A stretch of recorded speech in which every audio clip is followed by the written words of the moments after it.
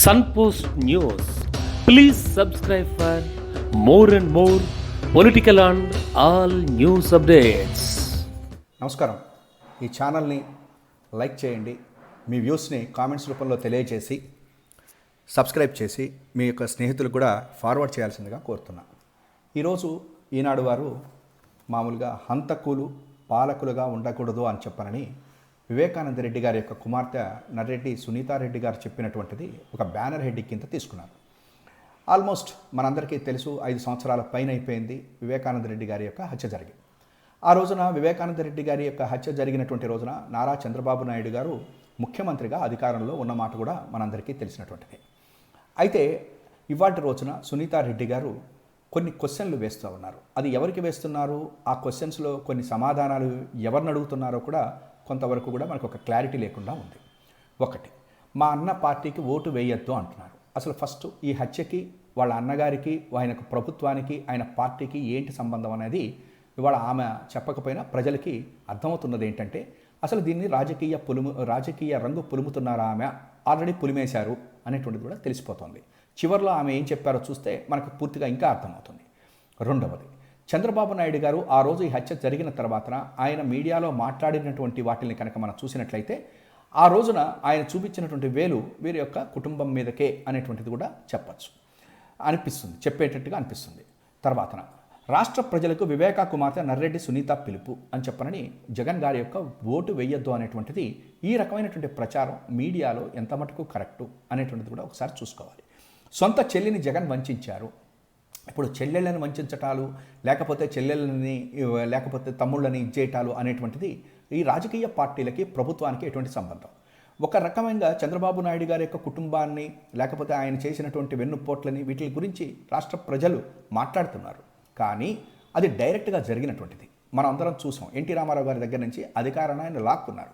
దానికి డెఫినెట్గా వెన్నుపోటు పొడిచారు అని చెప్పి అనొచ్చు, లేకపోతే ఆయన్ని రాజకీయంగా వంచారు అనొచ్చు. కానీ ఇక్కడ జగన్మోహన్ రెడ్డి గారు వారి చెల్లెల్ని వంచారు అనేటువంటి దానికి ఆమెమి రాజకీయాల్లో పార్టీ పెట్టుకుని రాలేదు.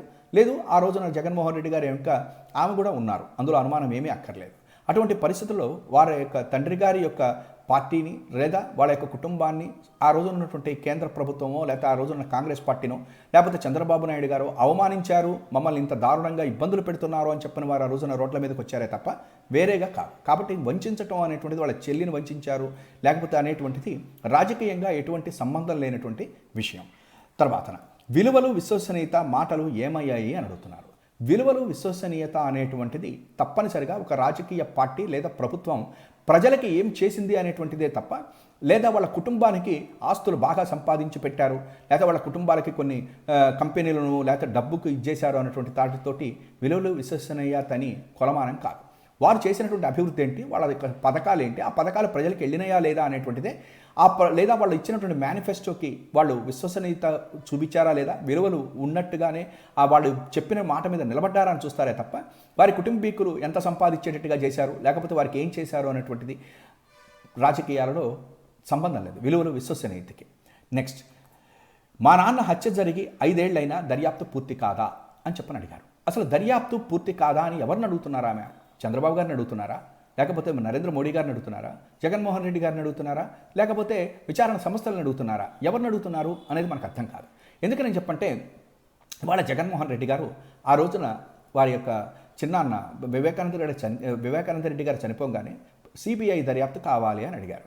ఆ తర్వాతన రాజకీయంగా మనం చూసాం ఏం జరిగిందో. ఆ రోజున చంద్రబాబు గారు మాట్లాడింది ఏంటో కూడా మనం చూసాం. ఆయన ఎంతసేపటికి వీరి కుటుంబాన్ని వీళ్ళని చెప్పింది కూడా మనం చూసాం. ఆ రోజున సునీతారెడ్డి గారు తమ కుటుంబం చాలా మంచిదని చెప్పని, వసుధైక కుటుంబము అని చెప్పనని, దీనికి చంద్రబాబు గారే కారకులు అన్నట్టుగానే మాట్లాడటం కూడా మనం చూసాం. ఆ తర్వాత ఏం జరిగిందో మనకు తెలియదు. జగన్మోహన్ రెడ్డి గారిని ప్రజలు ఎన్నుకున్నారు. ఆ తర్వాత ఆయన న్యాయస్థానంలో సునీతారెడ్డి గారు సిబిఐ ఎంక్వైరీ అడిగారు. ఇండిపెండెంట్ విచారణ జరగాలి, ఇన్వెస్టిగేషన్ కావాలి అని చెప్పని ఆమె వెళ్ళారు. అయితే జగన్మోహన్ రెడ్డి గారు సిబిఐ ఎంక్వైరీ వద్దు, మేం చేస్తాము అని చెప్పని అడిగారు. అడిగిన తర్వాత ఈమె దానికి ఒప్పుకోకపోవటం, తర్వాత సిబిఐ ఎంక్వైరీకి ఇవ్వటం జరిగిపోయినాయి. అటువంటి పరిస్థితుల్లో ఇంకా జగన్మోహన్ రెడ్డి గారికి కానీ, ఆయన ప్రభుత్వానికి కానీ ఈ విచారణ మీద ఎటువంటి ఇది ఉన్నది అనేది ఆమె ఆలోచించాలి. అయితే ఇక్కడ ఒక హెడ్డింగ్లో కూడా వాడు పెట్టారు, చిన్నాన్నను చంపిన వారిని నేను పట్టుకోకుంటే ప్రజలు నా గురించి ఏమనుకుంటారు, హంతకులు ఎవరైనా పట్టుకుని తీరుతాం అని జగనన్న చెప్పారు. ఆ మాటలు వెనుక మోసం వంచన ఉన్నాయన్న ఆలోచన అప్పట్లో నాకు రాలేదు. సమయం గడిచే కొద్దీ సందేహాలు వెలువడ్డాయి. ఆయన చుట్టుపక్కల ఉన్న వారి పట్ల అనుమానాలు ముసురుకున్నాయి అని చెప్పని అన్నారు. ఇప్పుడు ఫస్ట్, చిన్నాన్నను చంపిన వారిని నేను పట్టుకోకుంటే ప్రజలు నా గురించి ఏమనుకుంటారో అన్నట్టుగానే, అందుకనే కదా సిబిఐ ఎంక్వైరీ వద్దు, మన యొక్క రాష్ట్ర ప్రభుత్వం ఏదైతే చంద్రబాబు నాయుడు గారు సిట్టేశారో దాన్ని కంటిన్యూ చేసి ఇమీడియట్గా వివేకానంద రెడ్డి గారి యొక్క హత్య గురించి మనం విచారణ చేద్దాము అని చెప్పని జగన్మోహన్ రెడ్డి గారు అనుకున్నది కరెక్టే కదా. నేను ఊరుకోను అని అన్నట్టు ఆయనకి అవకాశం ఇవ్వలేదు. మనం సిబిఐ ఎంక్వైరీ సునీతారెడ్డి గారు అడగటం, అది సిబిఐ ఎంక్వైరీకి వెళ్ళిపోవటం జరిగిపోయినాయి. అటువంటి పరిస్థితుల్లో ఆయన మాట తప్పినట్టు కాదు కదా అని చెప్పని సునీతారెడ్డి గారు ఒకసారి ఆలోచన చేస్తారేమో అని చెప్పని నేను అనుకుంటున్నాను. ఇంకొక విషయం ఏం చెప్పంటే, అన్న అధికారంలోకి వచ్చాక దర్యాప్తు అధికారులు మారారు అని చెప్పననేటువంటిది నాకు అర్థం కానిది ఏంటంటే, ఇంక ఇప్పుడు దర్యాప్తు అధికారులు ఎవరు ఉండాలి, ఏం చేయాలి అనేటువంటిది అక్కడ ఉన్నటువంటి సిబిఐ దర్యాప్తు సంస్థ చేస్తుందే తప్ప ఈయనకేం సంబంధం? దీని ప్రకారం ఆమె చంద్రబాబు గారు అధికారులను మార్చారా? అసలు ఆ అధికారులను ఆ సిట్టి వేసిందే చంద్రబాబు గారు కదా. ఆయన మరి ఆమె ఎందుకు క్వశ్చన్ చేయలేకపోతున్నారనేది ప్రజల్లో అర్థం కావటం లేదు. నెక్స్ట్ ఇంకొకటి ఏంటంటే, ప్రతిదాన్ని కూడా ఒక చిలువలు పొలవులు కమ్మి రాజకీయం చేయటం అనే దానికి అవినాష్ రెడ్డి గారు కర్నూలులో సిబిఐ అందరికీ తెలిసినటువంటి అనుమానితుడిని అరెస్ట్ చేయడానికి సిబిఐ 2 రోజుల పాటు అక్కడ ఉన్నది, వాడిని అరెస్ట్ చేయలేదు కర్నూలులో అనేటువంటిది ఆమె మాట్లాడుతున్నారు.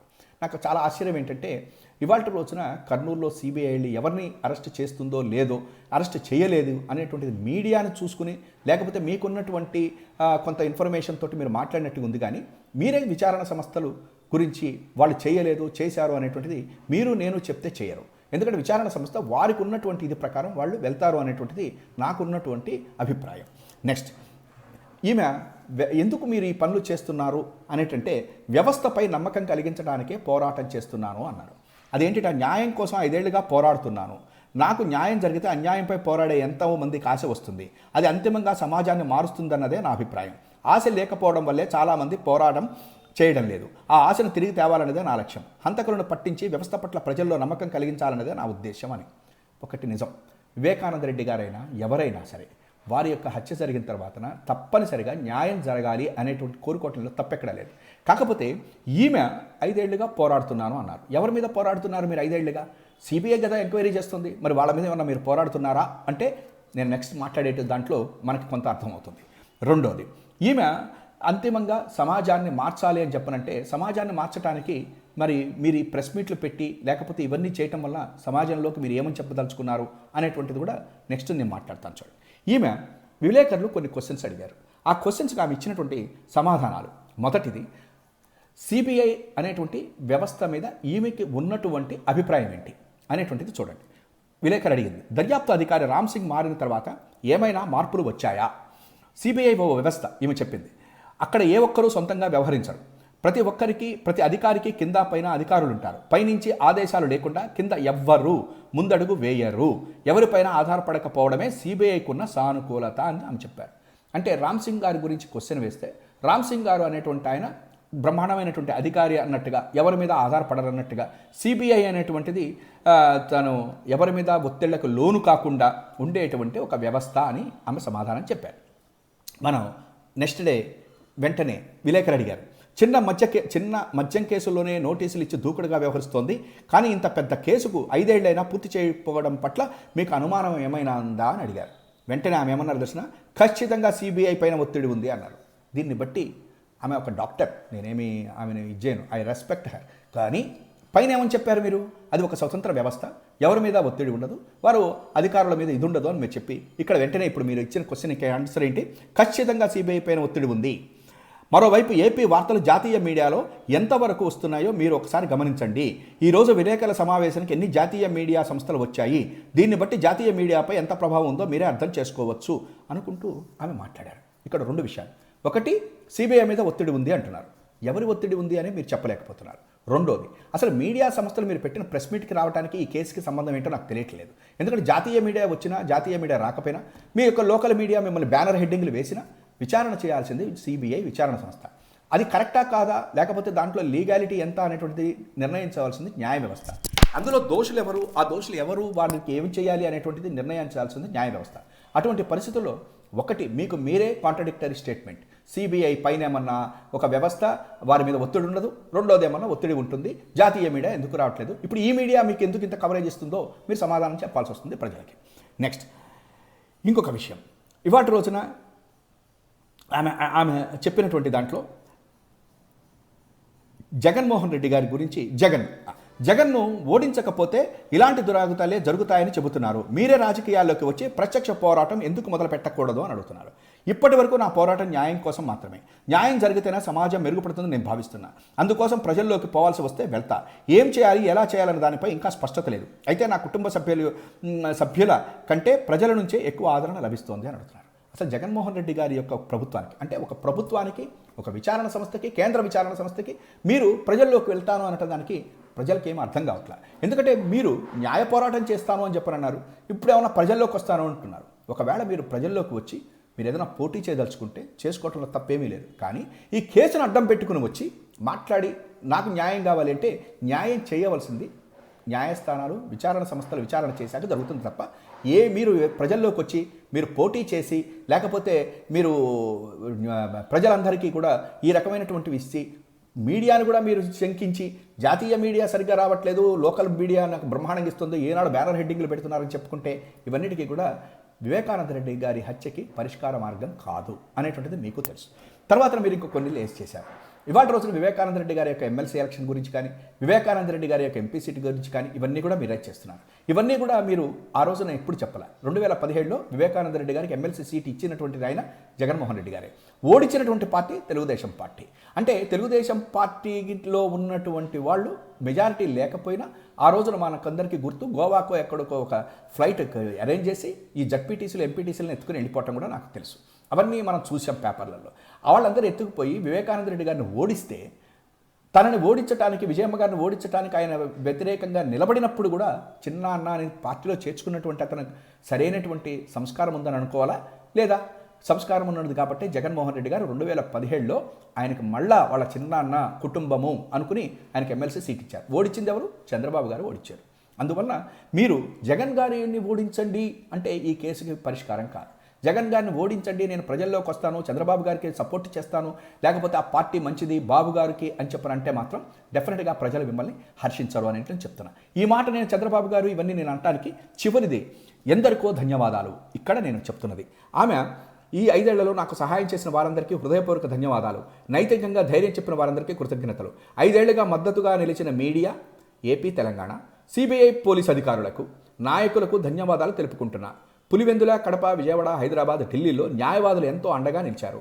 సీనియర్ న్యాయవాది సిద్ధార్థ లూత్రా సహా న్యాయవాదులంతా దీన్ని ఒక కేసుగా కాకుండా అన్యాయం జరిగిన ఒక కారణంగా తీసుకుని న్యాయస్థానాల్లో వాదించారు. వారందరికీ ధన్యవాదాలు. నా పోరాటానికి అండగా నిలిచిన సోదర శర్మలకు కృతజ్ఞతలు తెలుపుతున్నా అనేటువంటి దాంతో నిజానికి ఈ యొక్క వివేకానంద రెడ్డి గారి యొక్క హత్య అనేటువంటిది రాజకీయ రంగు మీరు పులిమారు. దీన్ని ఒక రకంగా చెప్పాలంటే మీడియాకి మీరు కృతజ్ఞతలు తెలియజేస్తున్నారు. ఏపీ, తెలంగాణ జాతీయ మీడియా మీకు సహకారం అందించలేదు అంటున్నారు. ఒక పక్క సిబిఐ అధికారులు కూడా కృతజ్ఞతలు తెలియజేస్తున్నాను అంటున్నారు. సిబిఐ అధికారుల పైన ఒత్తిడి ఉంది అని పైన అంటున్నారు. ఎక్కడో ఏదో మీలో తేడా కనిపిస్తుంది మేడం, ఒక్కసారి మీరు చెక్ చేసుకోవాల్సి వస్తుంది.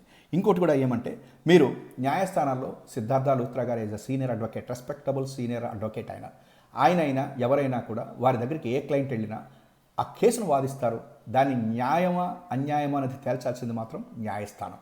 అంతే తప్ప వీళ్ళందరికీ మీరు కృతజ్ఞతలు తెలియజేసినా చేయకపోయినా, మీరు ఏం చేసినా ఎందుకు చేశారన్న ఇవన్నీ కూడా ప్రజలు మిమ్మల్ని గమనిస్తున్నారు అనేటువంటిది ఒకటి మాత్రం నిజం. షర్మిల గారికి మీరు కృతజ్ఞతలు తెలియజేశారు, ఎందుకంటే ఇప్పుడు ఆమె కూడా జగన్మోహన్ రెడ్డి గారికి వ్యతిరేకంగా మాట్లాడుతున్నారు.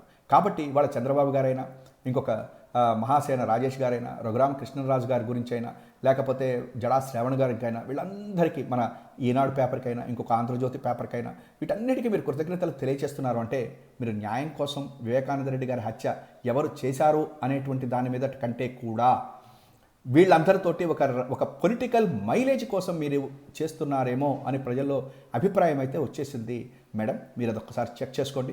ఒకటి మాత్రం నిజం, జగన్ గారు అనేటువంటి అతను తన ప్రభుత్వంలో ఆయనకి సంబంధం లేనటువంటి విషయాన్ని మీరు మాట్లాడుతున్నారు. ఈ రోజున సిబిఐకి వెళ్ళిన తర్వాత కేంద్ర విచారణ సంస్థ ఏం చేసినా ఆయనకి ఎటువంటి సంబంధము ఉండదు. జగన్మోహన్ రెడ్డి గారి మీద మీరు ఈ పర్సనల్గా మాట్లాడుతున్నటువంటిది ఏదైతే ఉందో, మీరు కానీ షర్మిల గారు కానీ మీరు మాట్లాడుతున్నటువంటిది ప్రజలకి రాంగ్ సిగ్నల్స్ మీ మీదనే వెళ్తున్నాయి తప్ప జగన్ గారికి ఎక్కడా ఆ యొక్క బాణాలు తగలటం లేదు. మీరు ఒక్కసారి ఆలోచించుకోండి. ఎందుకంటే ఒకటే వన్, మీరు విచారణ జగన్ గారిని కూడా చేయాలంటే నేను ఎప్పుడో చెప్తున్నా, అసలు ఆ రోజున జరిగినటువంటి కేసులో ఆ రోజు ఉన్న ముఖ్యమంత్రి గారిని, ఆ రోజు ఉన్నటువంటి పోలీస్ అధికారిని కనుక విచారణ చేయాలి సిబిఐ అని నేను ఎప్పటి నుంచో చెప్తున్నా. వాళ్ళని కనుక చేస్తే అసలు ఫస్ట్ ఇన్ఫర్మేషన్ ముఖ్యమంత్రికి ఆ రోజు పోలీస్ డిపార్ట్మెంట్ ఎవరి మీద ఇచ్చింది, అసలు ఏం జరిగిందని చెప్పింది అనేటువంటిది విచారణ చేస్తే బహుశా మీ యొక్క దీనికి సమాధానం దొరుకుతుందేమో. దాన్ని కూడా మీరు అడగండి. కానీ మీరు రాజకీయాల్లోకి రండి, కానీ కేసును రాజకీయం చేయకండి. ఎందుకని చెప్పనంటే మీరు ఇట్లా చేయటం మూలకంగా ఇంకా ఎవరు ముందుకు రారు. ప్రతిదీ కూడా రాజకీయమేనేమో, రాజకీయ పార్టీలు చేస్తున్నాయేమో అనేటువంటి ఒక దురభిప్రాయం ప్రజల్లోకి మీరు తీసుకెళ్ళకండి. మీరు న్యాయస్థానాల్లో న్యాయం జరిగి తీరుతుంది. వివేకానంద రెడ్డి గారి కేసులో విచారణ సంస్థ ఒక రోజు లేట్ అవ్వచ్చేమో, కానీ డెఫినెట్గా ఎవరైనా చేశారో వారి మీదకి దొరుకుతుంది. రెండోది, ఆ రకంగా ఏం చేశాము, ఎట్లా చేశాము, ఏ రకంగా మేము చంపాము అనేటువంటిది కూడా కొంతమంది వచ్చి ఆల్రెడీ టీవీ స్టేషన్లలో కూర్చుని కూడా చెప్పేశారు. వారందరినీ కూడా మీరు వదిలిపెట్టేసేసి జగన్ గారు ఎంబడ పడటం అనేటువంటిది ప్రజలు, నేను పార్టీలో కూర్చొని చెప్పట్లేదు, ప్రజలు హర్షించరు. మీరు న్యాయం జరగాలని కోరుకోండి, రాజకీయాల్లోకి రండి. రాజకీయాల్లో మీరు ఏ రకంగా ఉండాలనుకోవటంలో తప్పులేదు, కానీ రాజకీయాన్ని కేసుకి చేసి ఒక వ్యక్తిగత హననం జగన్ గారిని చేద్దామన్నా, ప్రభుత్వాన్ని చేద్దాము, నిందిద్దాము అని అనుకుంటే మీరు చంద్రబాబు గారి చేతుల్లోనూ మీరు రాసినట్టుగానే మీడియా, ఏపీ, తెలంగాణ ఇట్లా మీరు చెప్పిన పేర్లు అవన్నీ కూడా ప్రజలు మిమ్మల్ని అనుమానిస్తున్నారు. అందువలన ఆ అనుమానాలకి తగ్గట్టుగా మీరు బిహేవ్ చేస్తున్నారు మేడం. ఇప్పటికైనా సర్దుకోండి, రాజకీయాల్లోకి రండి, చంద్రబాబు గారి తరఫున పోటీ చేయండి. అది మీ ఇష్టం, నేనేమంటలేదండి, మీ ఇష్టం. కానీ జగన్ గారి ప్రభుత్వం మీద కానీ, జగన్ గారికి మీద కానీ ఈ కేసుతో ఎటువంటి సంబంధము ప్రభుత్వానికి లేదు. మీరు ఏదన్నా ఉంటే నరేంద్ర మోడీ గారిని, చంద్రబాబు గారిని తీసుకుని మన చంద్రబాబు గారి కేసు కోసం లోకేష్ గారు, పురంధరేశ్వర్ గారు, అమిత్ షా గారిని కలిసినట్టుగా వారి యొక్క సహకారం తీసుకుని అమిత్ షా గారిని కలిసి ఈ కేసు గురించి మాట్లాడండి తప్ప జగన్ మోహన్ రెడ్డి గారి మీద మీరు అనవసరమైనటువంటి అభాండాలు వేయవద్దు అని చెప్పని ప్రజలు కోరుకుంటున్నారు.